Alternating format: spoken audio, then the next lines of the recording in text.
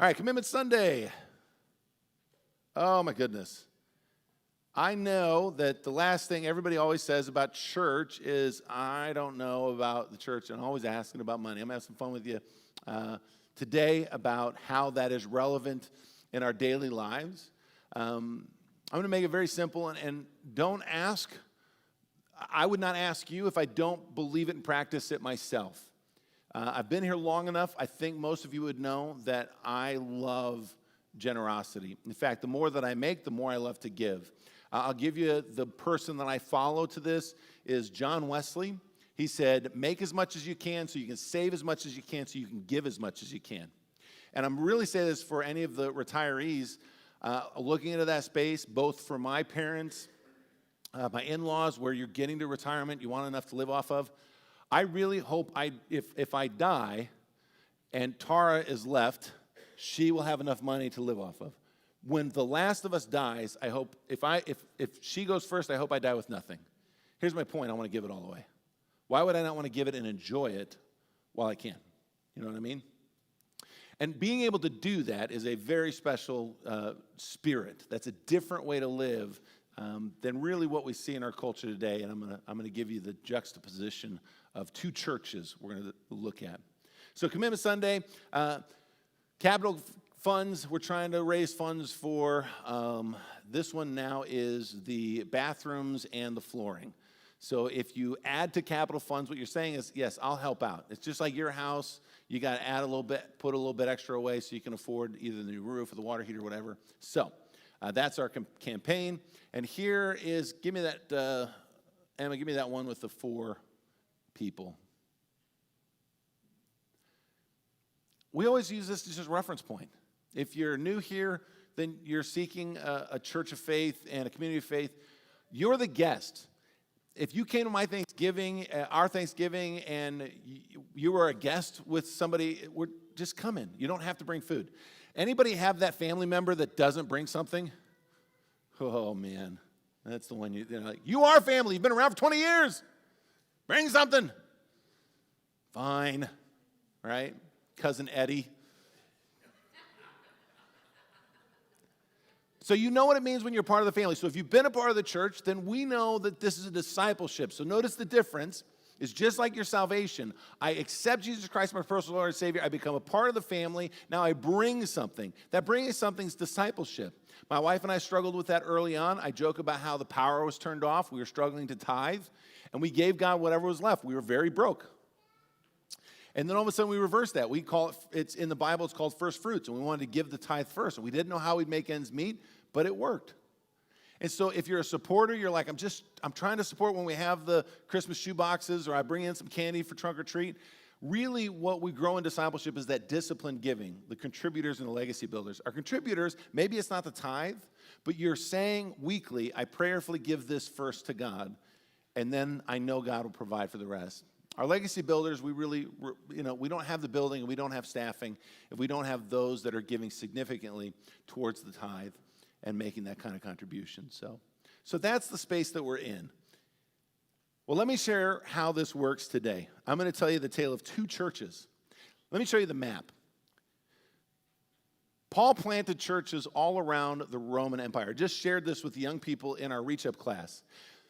The gospel of Jesus Christ is in Matthew, Mark, Luke, and John. But then Luke then adds this book called Acts. And in Acts, he wants to explain how that gospel of Christianity became the church. So usually people attribute Christianity to Jesus, obviously. And Jesus anointed Peter and said, upon this rock I will build my church. But we don't see the fruition of the church until Paul and the disciples in the book of Acts. And Paul specifically does these 4 missionary journeys. And he goes throughout, and it spreads like wildfire. People are amazed at this new teaching of the humility of God who put himself in the form of a human being to the point of death, even though he was without sin, died for our sins. This is a great gospel, right? Paul is telling this around the world. Today I'm going to tell you about his story to the Corinthians. Now, if you notice where Corinth is on the map, I wanted to compare 2 different types of churches. Paul is going to do the same thing. He's going to compare the Macedonians to Corinth. Now, let's just go to Corinth. Corinth, see where it is? It's right on the water. It's like New York. It's like San Francisco. It's like all the cities on the edges, right? That forget about the Rust Belt, the flyover states. Who are we? We're the Macedonians. Macedonian churches, it was like you drive out in the middle of nowhere. I always tell people, they go, where are you from? I go, Nokomis. They say, where is that? I say, drive to the middle of nowhere. And they'll go 20 miles farther. You'll find us. That's Macedonia. In Macedonia, on the edges of Macedonia, you can look up there, you see Thessalonica and Philippi. Those might sound familiar because Paul wrote letters to the Thessalonians, the first and second letter to the Thessalonians. Paul also wrote to the Philippi, the Philippians. He wrote letters. These are all the things we know in the Bible that were letters from Paul to the churches he planted. Now, he's going to write this letter to the Corinthians, and then he's going to write a second letter to the Corinthians. What's important about the Corinthians is that the letter he's writing is he's basically saying, you live in Corinth. Now, notice why it's important to notice Corinth. Corinth was a trade city. You see that little water mass that goes into Corinth? Ships, in order to avoid going down where it says BibleStudy.org, that's not actually in the water of the Mediterranean, but you go down that way and you go around to Ephesus. It'd take weeks, and you would go into the harsh waters of the Mediterranean. So to beat that, you would go into Corinth. They actually had a road that you could get out and put your boat onto the road and transport over to the other side of the water towards Athens. Now, Paul wrote to the Corinthian church differently because Corinth was, like Athens, it was quite wealthy. It was diverse. It was a trade city. People went there to make money, to be quite wealthy. Now, there are poor people in the Corinthian church. Paul addresses this in his first letter. He says, you're excluding them from worship. You wealthy people and you homeowners, you get together, and then you eat first, and everybody else from the church eats late. He was not supposed to be. The shared meal is a great equalizer. Come together. Share together. So obviously he has some tension with the church in Corinth. Let me explain what he tells the Corinthian church. He says, here's 5 reasons, you ready for this? To not be generous.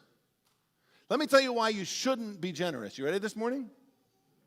He says to the Corinthians, don't be generous because you should give according to your means. He's writing to the Corinthians, he's saying, listen, we have a collection that we bring together. What's the collection for? At that time, it was for the poor people in Jerusalem who were being persecuted. They lost their jobs. Stephen, stoned to death. So Paul says, according to your means. The Corinthians are like, we promise to give, but we're not sure if we can. Paul says, you don't understand. There's a reason not to give. If you don't have the money, you shouldn't give. You should continue the work of giving only according to your means. But Corinthians are like, we have businesses to afford. We have investments to make.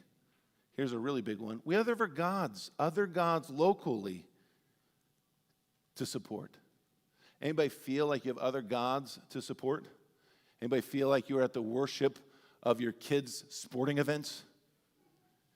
And how far you're supposed to drive and all the gas money you're supposed to put into it and all the McDonald's you get sick of eating?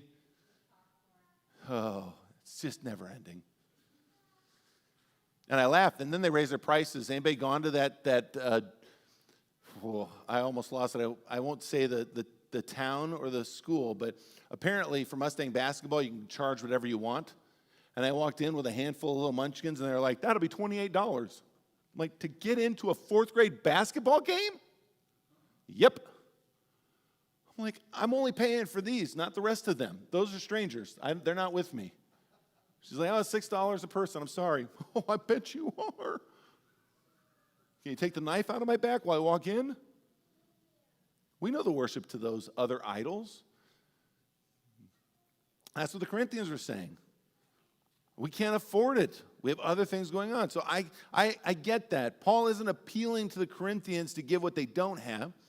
He's just saying, if you help out, there are other people that are suffering. Can you manage? Can you afford it? Can you help out? Let me give you number 2. Don't give if you don't enjoy giving.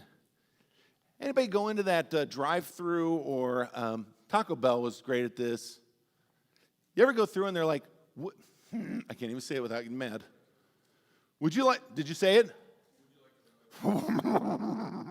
Would you like to round up? No, I don't want you while I'm stuck behind somebody behind me and you right here making me feel guilty that I don't round up for something you can't even tell me what it's for. I got in trouble because I paused. I said, what's it for? And they said, and I said, well, what's that for? And then they tried to explain it.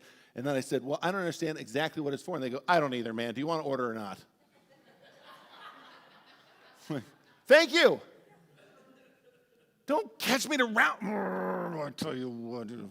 Now, that's not joyful giving, is it? Well, Paul says to the Corinthians, these wealthy Corinthians, he says, he's being sarcastic. I know your eagerness to help. I've boasted about it. This is really cool. Paul writes this letter. He says, hey, you remember the poor people in Jerusalem that asked you to help out? You were really excited about that. But then nothing came. You didn't contribute. You talked about it, but you didn't do it. We call this overpromise and underdeliver in business. I went to Montgomery CEO, one of their trade shows, and a young man had a 4x8 sheet of plywood, and he built a putt-putt hole. I said, that's amazing. He says, I've got 9 of them, so you can have 9 holes to play putt-putt golf. I said, this is brilliant. I want this for the soda stand. We can also put that out there, and kids could play like putt-putt golf at that park, right? How much fun. I gave him $250 as a down payment. I call him in the middle, late June, and I said, hey, homecoming is coming up. Can we schedule to bring them to the homecoming, get them delivered? He says, I got a trailer, I'll bring them. He says, I'm sorry, I don't have all of the holes built yet. Well, how many you got? 3? I gave you $250 for 9 holes. You overpromised, you underdelivered. We ended up not having them, right? Nobody saw putt-putt at the soda stand. Paul is challenging the Corinthians churches. They're saying, you kind of have enthusiasm when it doesn't cost you anything, but now I ask you about being generous, and now you're upset about it. And now you're disgruntled about it. We get excited when it doesn't cost us anything. Anybody remember 2020 and the roof? If you weren't here, this is great fun. We covered this stage and we lost a $1,000 unit in the sound booth to leaks. The shingles, we found out, were defective. People were suing all over the place, but they weren't winning because it went into arbitration, and the arbitrator could decide you got so many years. So by the time we would have put money in to sue the company for the shingles we put on in 2008, so 12 years later, they all started cracking. Holes everywhere. I mean, you just look, this place is leaking everywhere. We put buckets all around, moving chairs. I asked many of you, I said, we need to raise... In COVID, remember? Anybody remember when a sheet of plywood was $75? That's when we had to buy them. $78,000. And we need to figure out quickly how to put it on here. Now, the reason I tell you this, particularly you don't enjoy giving, but you like talking about it, we put a post out there and we said, here, would you please consider in church share? People would be mindful of what we're doing. And then I saw somebody share the church's post. Now, this is the thing that really annoyed me, and I'm only telling you because I don't want everybody to know how frustrated I was in that moment. The person didn't go to church. They came to church, we had a wedding for them, and then they never showed up again. And they shared the post. And you know what their post said? Please help my church. You first. What was the point? The sharing it was, oh, it's important. How many of you know this today? It's important to me. Yay, Raw, I'll put a post out. But then when you're asked, you're like, oh. Paul's saying that to Corinthians. It's like, you talked about it, and you're boasting about it. I encourage the Macedonian churches, which we'll get to. The Macedonian churches were so excited about what you were eagerly presenting to do, even though you never did it. They did do it. Third, don't give if you don't want God's blessings. Don't give if you don't want God's blessings. Whoever sows generously will also reap generously. This is not the prosperity gospel everybody gets lost in. Joel Osteen, by the way, anybody want to guess what his house is worth? He's got a $10 million mansion. He's doing great. And that, you know what? If you live well, blessings to you. We're not saying that everybody has to have less to feel equal. But what he's challenged the Corinthian church, he goes, there's so much money being poured into churches, And they're partly doing it because they want to reap the benefit of this financial blessing. This prosperity gospel is what we call it. So if I tell you this verse and I tell you it out of context, you look at it and you go, oh, so if I give more, I get more. Do you know what really Paul is talking about? He says, if you sow generously, you reap generously. What is he saying you're going to reap generously? The work of God and the relationships of others. That's what he follows this with. Now I know you're like, oh, that doesn't sound as exciting. But let me put it in this context. The blessings of God are in the people with whom we share this life. And guess what you can't take with you to the next life? All the stuff. Trust me, I want a house on the lake. I want a boat. I want a golf cart. There's all kinds of things I'd love to have. But do you know why I'm not urgently seeking them and desiring them? Because my favorite is the relationships that I share. And if those things don't bless the relationships with the people with whom I share, I can't take them with me. What Paul is saying is that when you get to heaven, how many people will you bless? I was going to play Ray Bolt's song, Thank You. I'm just going to use it as an illustration. I dreamed I went to heaven, and you were there with me. We walked upon the streets of gold beside the crystal sea. And while we're standing there, this line of people were waiting to greet you. Why? Because they all wanted to thank you. Somehow in your life on earth, you bless them, and they're here in heaven. They always say your network is your net worth. Let me spiritualize that, because this is where it comes out of the gospel. The people that you know and influence is your greatest blessing. That is your riches. That's what Paul is saying. If you don't want to bless others, you don't worry about it. If you want God's incredible blessings to be anointed by God as somebody who has blessed others, that's different. How about the fourth one? Don't give if you don't know who you're helping. This is always a tough one for me. There's partly some truth to it, isn't there? I don't want to give if I don't know where it's going to. You can see where giving sometimes has been manipulated. They're saying that during COVID, somebody took a whole bunch of money to feed hungry kids. I believe it was up in Minnesota, St. Paul. And then they never fed any of those kids to the millions. They just manipulated out of the government to get the money. And I know that fear. But the other side of it is, you will not always know the people that you're helping. Can I give you some examples? Just out of show of hands, how many of you have been to Camp Maranatha? Physically been to Camp Maranatha? Right. 40%? The 60% that doesn't know Camp Maranatha, you have to trust the people that know Camp Maranatha. But it's special. So you're not going to always know. So here's what happened in Corinth. Paul says you're helping those who are suffering. And the Corinthians are like, well, yeah, but we can't see them. We don't know them. So we're not going to help them. You know, as a church, we don't want to lose our desire to help people just because we don't physically. You have to trust the person, the messenger, taking the message. We do that with the ministry partnerships that we're a part of. One of them is we're growing our partnership with Camp Maranatha. So when you give to the church, we give to those ministry partners. We give to the Nokomis Christian Missions. I'm not going to put the names of the people we help in the Heat and Fuel Fund. I'm not going to put that up there. You guys help these 7 families. That'd be bad, wouldn't it? Here's another one you don't know, and this is such a gift from you. There's no counseling services in Nokomis, is there? We even tried. We had somebody here for a while. They met at St. Mark's, but it didn't last. It's very hard to get somebody to want to come to Nokomis for a couple of days a week. If you know anybody that wants to, we fund that. We gave generously to people who needed counseling services, couldn't afford it. It just dissipated because the person that we had for the counseling service said it's too much of a drive, I can't make it work. But did you know that people around the community call me for counseling? Financial counseling, marriage counseling? I can't put their names up there. And do you know, a handful of times they go, how much do I owe you? We don't go to your church. I go, you don't. This is what we do.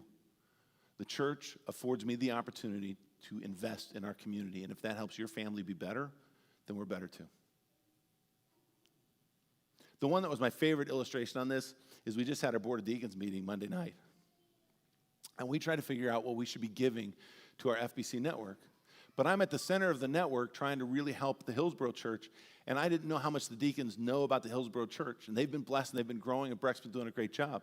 And unlike going to a conference. We're truly physically visiting and participating and assisting weekly. And I looked at him and I said, what do we do? And the deacons go, we need to invest more in the network. Just hear me on this, church. Our church, knowing the things we need and maybe our community said, we need to help more churches. If it's working for us and it's working for Hillsboro, we need to help more churches. Now, you may not see those people, but I have a lunch tomorrow with a pastor that I'm going to hope to encourage to say, if you feel like you are on an island, don't be. And we don't want to just help you with lip service, Corinthians. We want to help you in body and in spirit. How about the last one? Don't give if you don't want Thanksgiving with God. Listen to how cool Paul makes this. You are not asking to give that God would give it to you. This is not a coming down from heaven. And you can read Malachi 3:10, and the blessings will pour out. They're wonderful blessings. And you heard me say that the blessings aren't in your net worth. They're in your network. They're the people that will be with you in heaven, the relationships that matter most that you do get to take with you. But this last one's really, he flips it. He says, what you're missing is your ability to bless God. Did you know the whole Bible is like God's word coming down? But there's this one book in the Old Testament, the Psalms. It's your praise to God. How cool is that? That's partly why you all love the music. You're like, I love the music, I love the tune. But listen to what difference music is versus the sermon. Right now, you're receiving the word of God. But when you sing, you're praising God. You're giving thanks to God. It's going up to God. You're not passive asking God to bring it down to you. You're raising it up. Your generosity will result in thanksgiving to God. How special is that? When somebody says, well, you know what? What's in it for me? There's an old adage going around. That's the selfish, immature faith. The adage goes like this. You know, I just don't feel fed when I go to church. Anybody heard say that? I don't feel fed. I didn't get fed. And this has been years ago. It's surfacing again. This has been around back in the 80s. But I love how it's been on TikTok's late again. And you know what the response is? If you're not getting fed, it's because you're still a baby. Only babies need to sit in a high chair and have it spoon-fed to them. If you're a maturing believer, you can actually figure out how in your church to be fed. Grow up. Take ownership of your faith. What does that mean? Well, your thanksgiving to God is you presenting to God, not passively receiving what God has and complaining when it doesn't, but giving it back.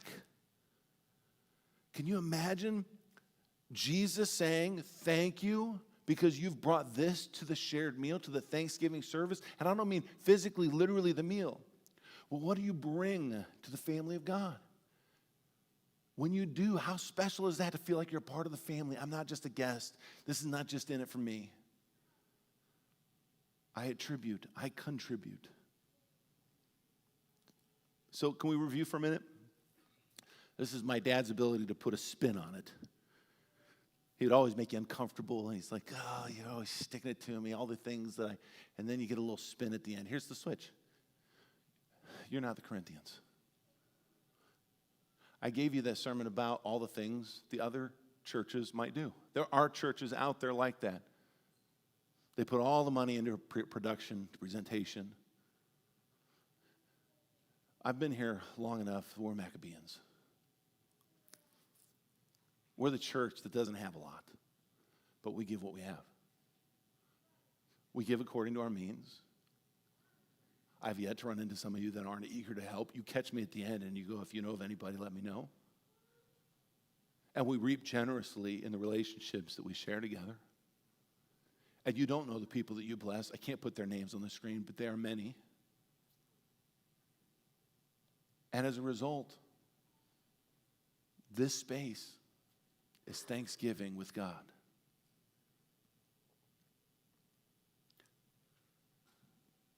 Now think about that. It's a special thing to be a part of God's kingdom work. Think if you're new, not an issue for you. We serve you. You are a guest at this table. If you've been here for a little while and you're like, I'm just getting started, it's okay. And all we're asking is that it's a discipline of discipleship. Is the church part of that discipline? part of that discipleship. And it's a great discipline for you in your personal life. Let me bring this home for you. When we do the give, save, spend method, there's a very practical reason you do that. If you spend first and then you save and then you give, anybody realize how hard it is to save? That's because saving is for something that's delayed gratification. And give, putting that off to the end, is something that is uncertain for what return on investment you'll receive. But if you do those two things first, you'd be amazed at how much more disciplined you are at the spending. Delayed gratification, saving first, makes you better at spending. Being generous makes you more disciplined and intentional about looking at your budget and the things that you have in front of you. So that's the discipline we grow in. So I'm going to invite you for this song. I'll go ahead and play it here in a minute. Go ahead and take a few minutes and fill out your commitment cards. Pray over it with your spouse or your family. Let your kids see. Let them be part of the conversation. Don't make it about the money, and at the bottom, if you want to write something that you believe we can continue to do and promote. I would love to see us do more with Camp Maranatha. I'd love it to see us do more with other churches. I'd love us to see us doing more with our community. Make it an expression of faith.